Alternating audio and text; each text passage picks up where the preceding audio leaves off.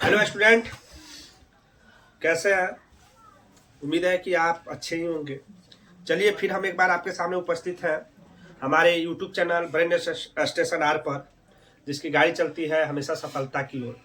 फिर हम आए हैं आपके सामने संस्कृत का चैप्टर नंबर 5 भारत महिमा पाठ लेकर, जिससे जो कुछ ऑब्जेक्टिव आपके सामने देखे जाएंगे और किस तरह के आंसर क्वेश्चन बनेगा उसको भी हम देखने का प्रयास करेंगे। आज हम चर्चा करेंगे भारतीय महिमा पाठ की। सबसे पहले आप याद रखेंगे कि भारतीय महिमा पाठ में किस देश की महिमाओं का गुणगान किया गया है, तो आप याद रखेंगे वह देश भारत है। यानी भारत की महिमाओं का वर्णन भारतीय महिमा पाठ में किया गया है। अब आपसे पूछेगा कि यह कहां से, मतलब इसमें जो श्लोक है वो कहां से लिए गए हैं, तो वह श्लोक आपको विष्णु पुराण और भागवत पुराण से लिए गए हैं। और जैसे कि आप पहले भी जानते हैं कि पुराणों के रचयिता कौन है, तो पुराणों के रचयिता है महर्षि कृष्ण दैत्यायन वेद व्यास, जिनको शॉर्टकट में बोलते हैं वेद व्यास जी। तो उनका पूरा नाम पहले भी हम आपको बता चुके हैं, महर्षि कृष्ण दैत्यायन वेद व्यास पुराणों के रचयिता है। अब आपसे क्वेश्चन बनता है, प्रश्न बनता है आपको यहां से, किसमें सबसे पहले पहला जो पद है, भारतीय महिमा पाठ का पहला जो पद है वह किस पुराण से लिया गया है, तो याद रखेंगे वह विष्णु पुराण से लिया गया है।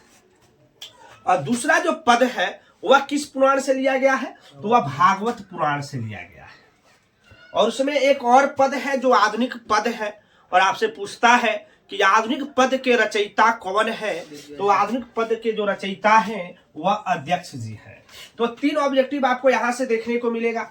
फिर यहां से आप देखेंगे, पूछता है कि भारत में जन्म लेने वाले लोग हैं वह धन्य है। क्यों धन्य है, यानी भारत में जन्म लेने वाले लोग को धन्य और भाग्यशाली क्यों माना गया है? इसलिए माना गया है क्योंकि यहाँ पर जन्म लेने वाले लोग हरि की सेवा करते हैं और उनको मोक्ष की प्राप्ति होती है।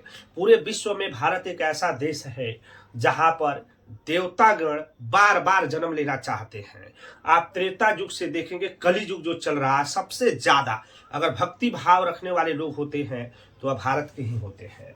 एक प्रश्न पूछता है कि भारत के प्रति हमारा कर्तव्य कैसा होना चाहिए, तो भारत के प्रति हमारा जो कर्तव्य है वह भक्ति भाव में रहना चाहिए। यानी भक्ति भाव से हम अपने देश की क्या करेंगे, सेवा करेंगे। तो भक्ति भाव आप याद रखेंगे।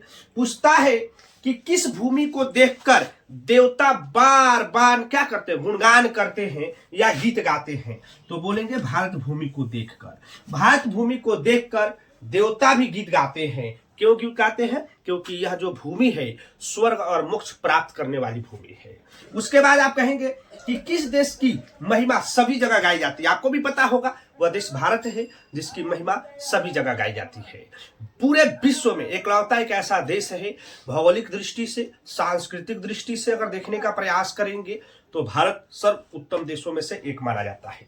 उसके बाद कहता है कि भारत भूमि किसके द्वारा सेवित है, तो याद रखेंगे भारत भूमि सागर, पर्वत और झरना के द्वारा सेवित है। इसीलिए देखेंगे भारत को नदियों का देश भी कहा जाता है। और एक पवित्र नदी गंगा नदी, जो हम कहते हैं ना कि एक बार स्नान कर लेने से सारे पाप धुल जाते हैं, जिसके जल में कभी कीड़े नहीं लगते हैं, वह हमारी भूमि गंगा, वो हमारी नदी गंगा नदी है। कहते हैं कि यह जगत का गौरव कौन है, भारत है। पूछेगा कि जगत का गौरव कौन है, तो भारत है। और भारतीय धारा कैसी है, तो विशाल है। पूछेगा भारतीय धारा कैसी है, विशाल है, जो सागर, पर्वत और झरना के द्वारा क्या है, सेवित है। उसके बाद आपसे पूछेगा कि विभिन्न धर्म जाति के लोग भारत में कैसे रहते हैं, तो एकजुट के साथ रहते हैं। विश्व में अगर किसी भी देश में जाएंगे तो कहीं भी ऐसा देश आपको देखने को नहीं मिलेगा जहां पर भिन्न भिन्न संप्रदाय जाति के लोग एक साथ रहते हो। लेकिन जब आप भारत में आएंगे तो यहाँ पर हिंदू, मुस्लिम, सिख, ईसाई, बौद्ध, जैन, फारसी, यहूदी, भिन्न भिन्न धर्म के लोग एकता भाव से रहते हैं, देशभक्ति भाव से रहते हैं। तो यह था आपका भारतीय महिमा पाठ के कुछ चुने गए ऑब्जेक्टिव जो आपको देखने को मिल सकता है। फिर आपसे एक प्रश्न बनाएगा कि भारतीय महिमा पाठ के आधार पर इसका वर्णन करेंगे। तो क्या बोलेंगे, भारतीय महिमा पाठ के आधार पर इसमें 2 पद जो विष्णु पुराण भागवत पुराण से लिया गया है, जिसके लेखक महर्षि वेद व्यास जी हैं। एक पद और है जो आधुनिक पद है, जिसके रचयिता अध्यक्ष जी हैं। इसमें भारतीय महिमाओं का वर्णन किया गया है और कहा गया है कि देवता भी गीत गाते हैं, वे लोग धन्य हैं जिनका जन्म भारत भूमि में हुआ है, क्योंकि भारत भूमि स्वर्ग और मोक्ष प्राप्त करने वाली भूमि है। दूसरा का यहाँ से आपको पूछ सकता है कि जगत का गौरव भारत को क्यों कहा गया है। देखिए, जगत का गौरव भारत को इसलिए कहा गया है क्योंकि यहाँ पर विभिन्न धर्म जाति संप्रदाय के लोग एक साथ रहते हैं, भक्ति भाव से रहते हैं, इसीलिए जगत का गौरव भारत को कहा गया है। और इस तरह से आपको यहाँ से कुछ ऑब्जेक्टिव और सब्जेक्टिव देखने को मिला। अगले क्लास में जब हम आएंगे तो आपके सामने चैप्टर नंबर 6 लेकर आएंगे, जो बहुत ही महत्वपूर्ण चैप्टर होगा, भारतीय संस्कारा पाठ। और भारतीय संस्कारा पाठ यहाँ से जब हम पढ़ेंगे तो आपके लिए एग्जाम की दृष्टि से बहुत ही इम्पोर्टेंट होगा। तो आज के लिए इतना ही। जय हिंद, जय भारत। Good night.